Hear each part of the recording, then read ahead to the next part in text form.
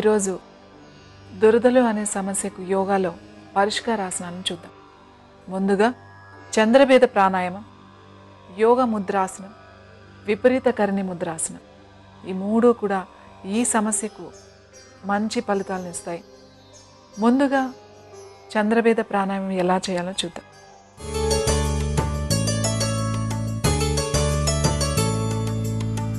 మీరు సుఖాసనంలో కానీ వజ్రాసనంలో కానీ కూర్చొని మీ ఎడమ చేయ చిన్ముద్రలో ఉంచాలి, మీ కుడి చేయి నాసికా ముద్రలో ఉంచండి. చంద్రభేద ప్రాణాయామం అంటే ఎడమ ముక్కుతోనే గాలి తీసుకుని కుడి ముక్కుతో గాలి వదలాలి, తిరిగి మరలా ఎడమ ముక్కుతోనే గాలి తీసుకోవాలి, కుడి ముక్కుతోనే వదలాలి. అంటే కుడి ముక్కుతో గాలి తీసుకోకూడదు. ఇందులో చంద్రనాడి, ఈడ నాడి అని కూడా అంటాం ఎడమ ముక్కుని. ఎడమ ముక్కుతో గాలి తీసుకుని కుడి ముక్కుతో వదిలితే అది చంద్రభేద ప్రాణాయామం.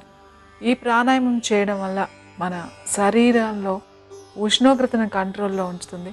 అలాగే చర్మానికి సంబంధించిన దురదలు కానీ వేరే అలర్జీలు కానీ ఇలాంటివి వచ్చినప్పుడు ఈ చంద్రభేద ప్రాణాయామం చాలా బాగా ఉపయోగపడుతుంది. మరి ఇప్పుడు చంద్రభేద ప్రాణాయామం చేద్దాం. ముందుగా కుడి ముక్కును మూసి ఉంచాలి, ఎడమ ముక్కు ద్వారా శ్వాస తీసుకోవాలి. ఇప్పుడు ఎడమ ముక్కును మూసి ఉంచండి, కుడి ముక్కు ద్వారా వదిలేండి గాలిని. కుడి ముక్కును మూసి ఉంచండి, ఎడమ ముక్కుతో గాలి తీసుకోండి.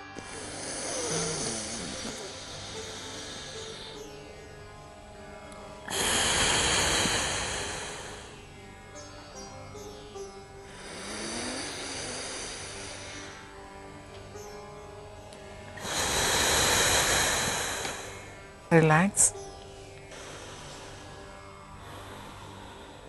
నెమ్మదిగా కళ్ళు తెరవండి.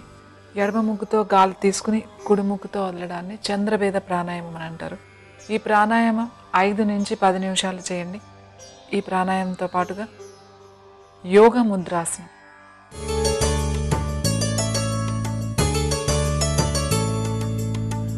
ముందుగా మీ కుడి పాదాన్ని ఎడమ తొడపై ఉంచాలి, అలాగే మీ ఎడమ పాదాన్ని కుడి తొడపై ఉంచాలి.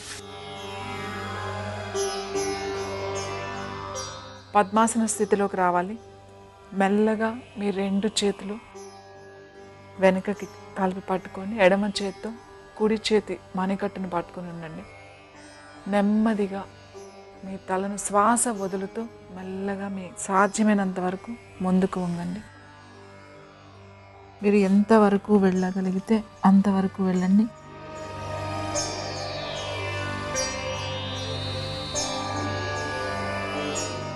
శ్వాస తీసుకుంటూ నెమ్మదిగా పైకి రండి.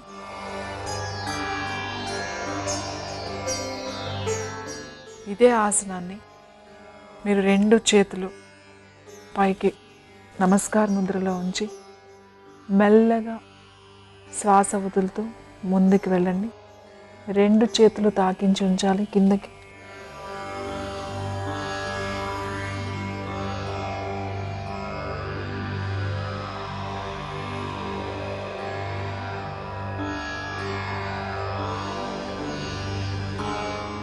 శ్వాస తీసుకుంటూ నెమ్మదిగా పైకి రండి. మెల్లగా రిలాక్స్ చేయండి మీ హ్యాండ్స్ని. చూసారు కదండి, యోగ ముద్రాసనం. ఇది పద్మాసనంలో కూర్చొని చేయాలి. చాలామంది ముందుగా పద్మాసనం రాని వాళ్ళకి, కష్టంగా ఉన్న వాళ్ళకి అర్ధ పద్మాసనంలో కూర్చొని చేయడానికి ప్రయత్నం చేయండి. కానీ ప్రతిరోజు కూడా మీరు పద్మాసనం కనుక సాధన చేసినట్లయితే పద్మాసనం చేయడం చాలా తొందరగా వస్తుంది. ఎందుకంటే ఈ ఆసనం వలన మనం పూర్తి ఫలితాలు పొందాలి అనుకుంటే పద్మాసనంలోనే చేయాలి. పద్మాసనం రాని వాళ్ళు, మోకాళ్ళ నొప్పులు ఇంకా వేరే సమస్యలు ఉన్నవాళ్ళు అర్ధ పద్మాసనంలో చేయండి. ఇప్పుడు తర్వాతి ఆసనం విపరీత కరణి ముద్ర.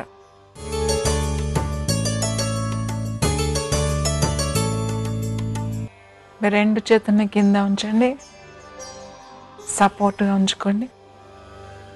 ఇప్పుడు 2 కాళ్ళని 90 డిగ్రీలు పైకి లేపండి. పైకి లేపిన తర్వాత ఇక్కడి నుంచి మెల్లగా మీ 2 పిరుదుల్ని పైకి లేపండి.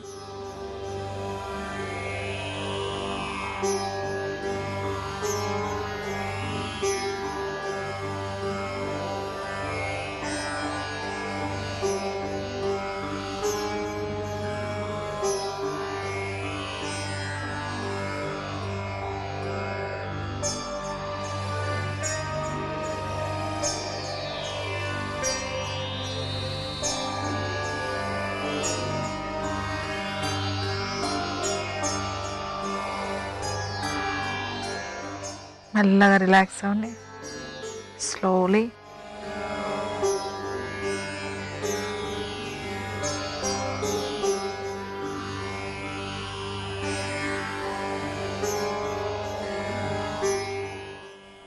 రిలాక్స్. మెల్లగా లేచి కూర్చోండి.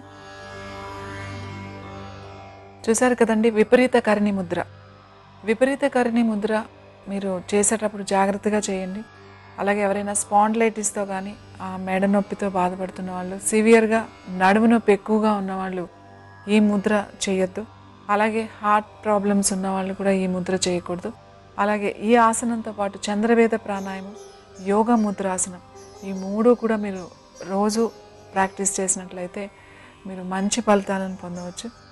మరి మీరు ప్రతిరోజు ఈ ఆసనాలను సాధన చేస్తారని ఆశిస్తూ నమస్తే.